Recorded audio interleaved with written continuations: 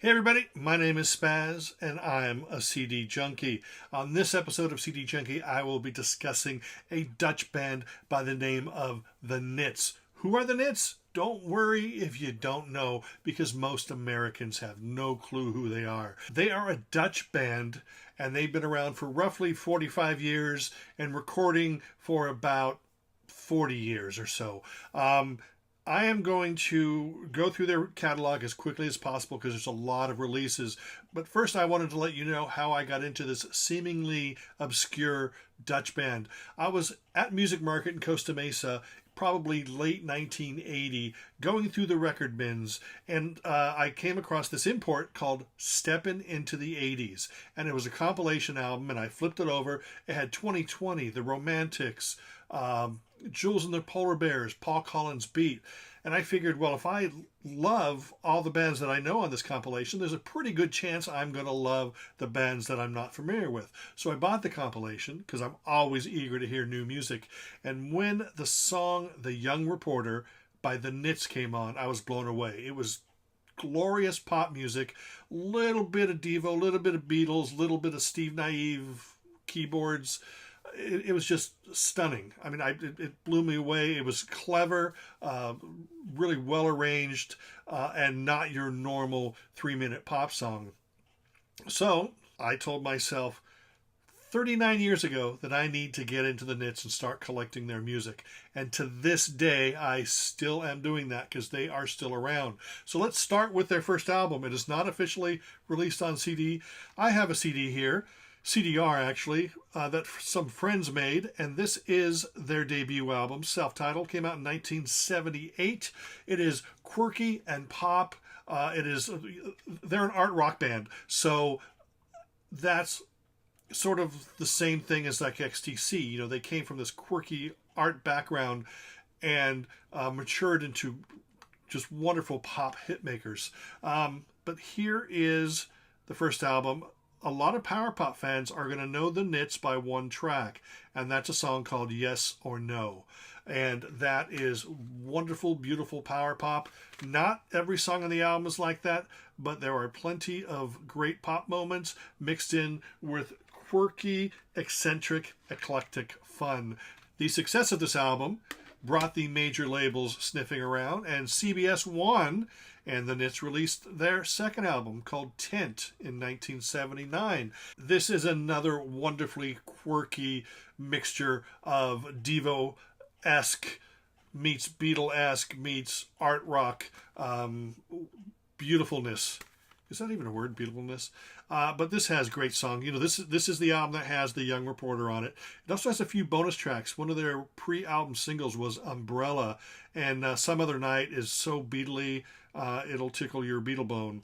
And, you know, there's, you know, Hook of Holland is weird, but then there's Four Ankles, which is very Beatlesque, A to B, C to D, and lots of other great songs on here.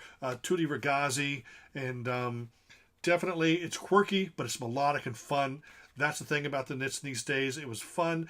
It was thoughtful, but still fun because they were clever, and they didn't just put out pop songs. They added their own angle, their own slant to it. With the next album, it's set the precedent that the Nits would follow for roughly the next 10 years, which is every album is radically different.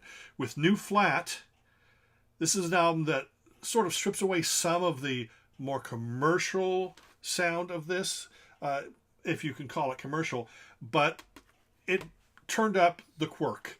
And, you know, a song like New Flat, the title track, sounds like it might be a Devo thing. But then there's Bobby Solo, which is kind of new wavy punk.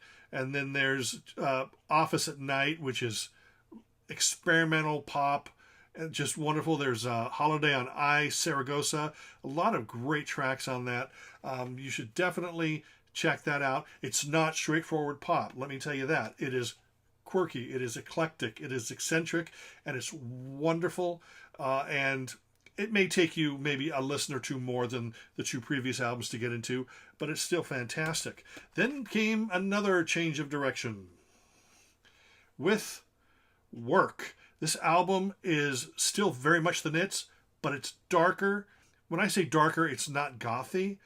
It's just sort of a slower, maybe moodier, more atmospheric album. And their songs, The Lodger is fantastic. There's another song called Footprint that sounds like it might be about child abuse.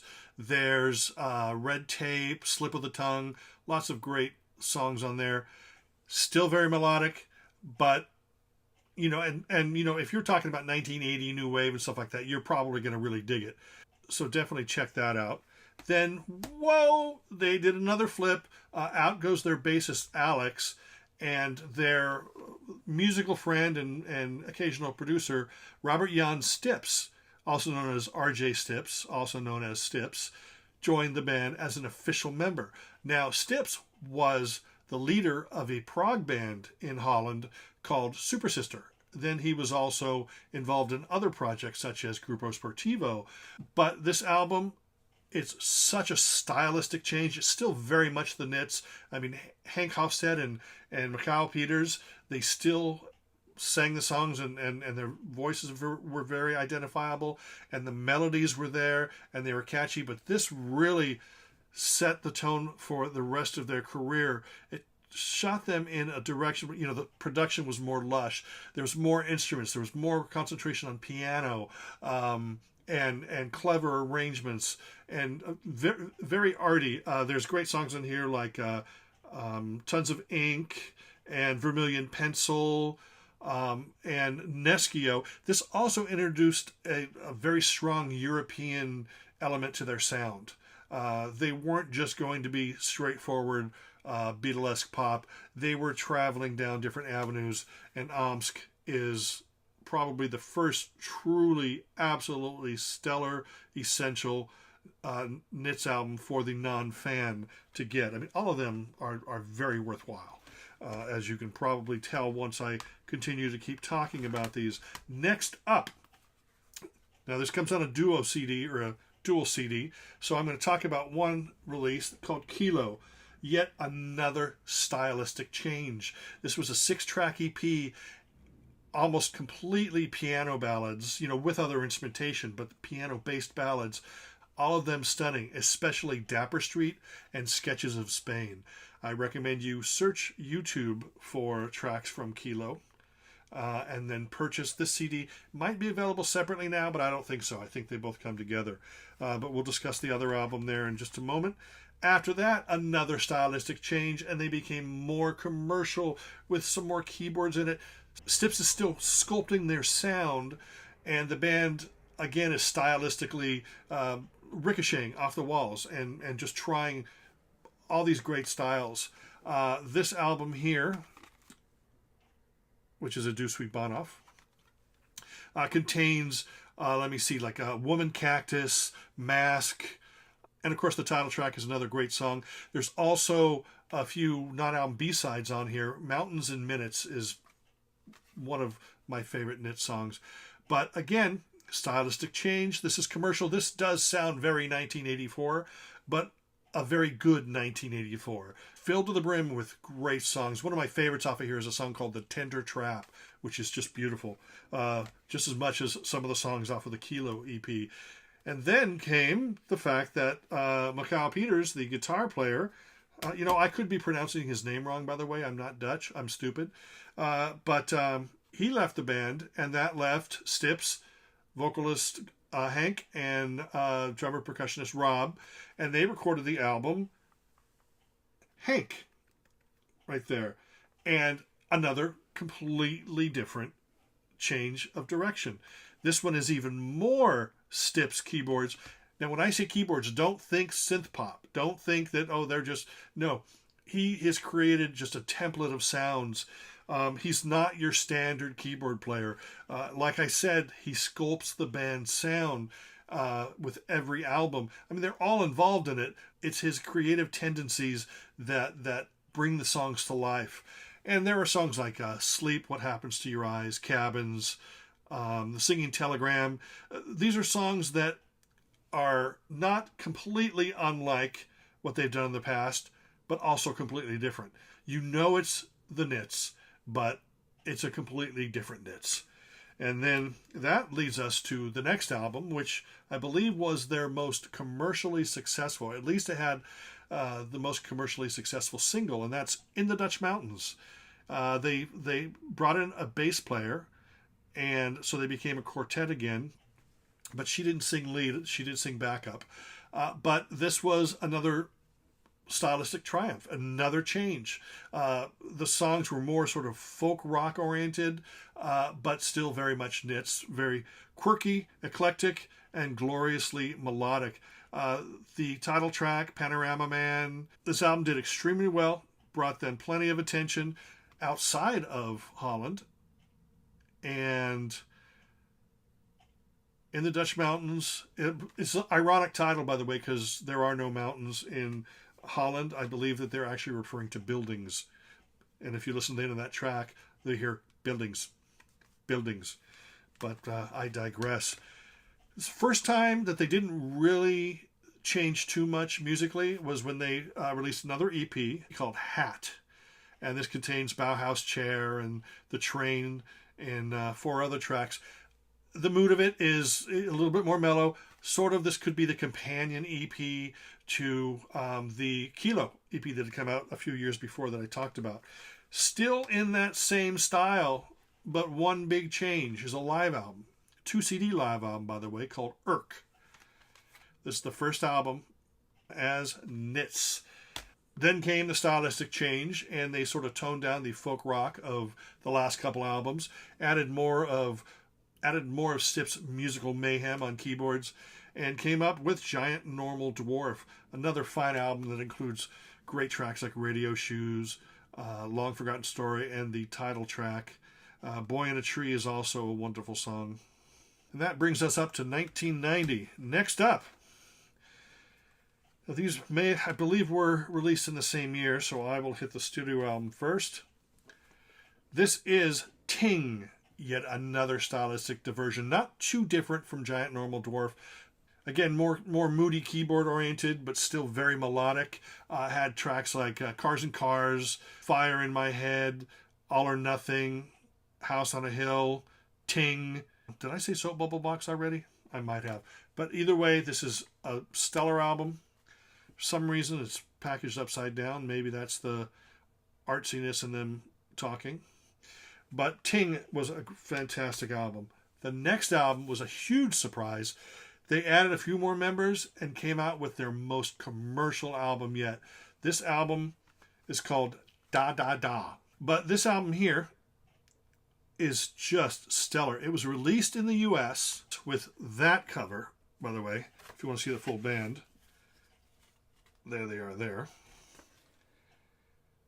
But this was the cover in the US, but this is the original cover of Da Da Da. This is lush and wonderful, and there's plenty of acoustic guitars and keyboards and harmonies, and it's not power pop, but it's a wonderful lush record. It's probably closer to, I don't want to say it sounds like Prefab Sprout, but it's more lush like that. So you should definitely check out Nits Da Da Da. Creative, artsy, melodic, and wonderful. And then the sad news that full band split, including RJ leaving, so it just left Hank and Rob, and they created this album, which is far more electronic than before. Again, I have to stress, when I say electronic, it's using keyboards, it's using lots of different sounds, but it is not synth pop. But it does have some great songs on it. Sister Rosa and Robinson, and Rainfall Again is another great track, but that is wonderful. Then they took off in another different direction with Wool. This has a lot jazzier feel to it. Still wonderful, still a lot of melodies. Thing about the Nits by this time is that they were doing what they wanted. They were creating music out of jamming, out of playing together. They weren't concentrating on verse, chorus, fade. They were concentrating on mood and melody and the right vibe. Wool takes you there. Then after a few years, RJ rejoins the band, and they released the album 1974, which contains great songs like Chain of Ifs and With Used Furniture We Make a Tree. My version has a DVD. You might not be able to get that anymore, but definitely worth your time. Quirky, weird, wonderful. I'm sorry I keep using the word quirky, but I need to sort of stress to people that this isn't just straightforward la la la pop. Then come up with an album. Again, here I am. I'm from Planet Stupid, so I assume this is called Les Nuits, but it is their return to form. This is the album that actually earned them success in the UK. In fact, there's a DJ over there named Chris Evans who managed to get them over and to do a gig or two, and that was successful, brought them a lot of attention outside of Europe, or outside of Holland and the surrounding areas. There are a lot of great songs on this. It's kind of a hot and forceful record in many spots. Again, it's the Nits being the Nits, different from the last couple albums, but still straightforwardly wonderful. Then came Doing the Dishes, which is an album that the best way to describe this is sort of a return to In the Dutch Mountains, that sound, the straightforward folk rock, lots of wonderful songs on this album. It sounded like they were enjoying going back and doing something that they had done before, but still making it new and fresh. So Doing the Dishes is great. They continued along that trend, maybe a little bit, toned down a little bit with Strawberry Wood, which is wonderful. This is probably one of my favorite albums of the last 5 or 6. Lots of great songs on that record. Again, I'm trying to speed this up, so I'm not mentioning too many of the songs. And again, I'm from Planet Idiot, so I don't know how to pronounce it, but I believe it's called Malpensa. And there is that. This is going back to sort of the moodier, sounds like songs were born out of late nights in the studio and creating a mood and a sound. And there are some great songs on there. Lots of great songs on there, as a matter of fact. Very wonderful, very moody, and filled with great sound. But it's still a very different band than the one that started so many years ago with Yes or No and stuff. So if you want that kind of pop, you're going to want to stick with the early records. But if you want a mature and thoughtful and atmospheric band that goes off on sort of artistic journeys within the music, then the Nits is a perfect band. And then, of course, their latest album was Angst, and that was more insanely cool, artsy rock with great melodies. Not the most commercial album, I can assure you that, but still a great addition to the catalog. And then finally, the last thing I'm going to talk about, because that's it with the Nits studio releases. There are different compilations. There's different live albums. I'm not a big live fan. I did show Irk because I wanted to show that it was the first album by Nits as opposed to the Nits. But there are a live album came out, I believe, in like 2015 or maybe 2016. And there's a myriad of compilations that have come out that all of them contain kind of the same material, and all of them are worth tracking down if you don't have anything by Nits. But this is a great set, and it's called Nits, and it breaks up their career into the 3 different stages, and at the end of every CD it has a new track. So you're going to be able to hear, this compilation does have Yes or No. This is the first appearance on official CD by Yes or No. And that is it with my little countdown on Nits. So what I'd love you to do is maybe go on Spotify and type The Nits or Nits and try to listen to this stuff. Go to YouTube and type The Nits or Nits and see what comes up, and listen and see if you like what you hear. Because I can guarantee you that if you are a new wave or power pop fan, you're going to love the first third of their career. If you are more into art rock and with with dibble dabbles of jazz and even progressive leanings, but still love melody, then you get the middle period. And if you love both of those squunched together, then the later period. So that is it with my look at the Nits back catalog. I hope that maybe it inspires you to go out and search for some of this music, because music brings joy, music brings love. My name is SPAZ, and I'm a CD junkie.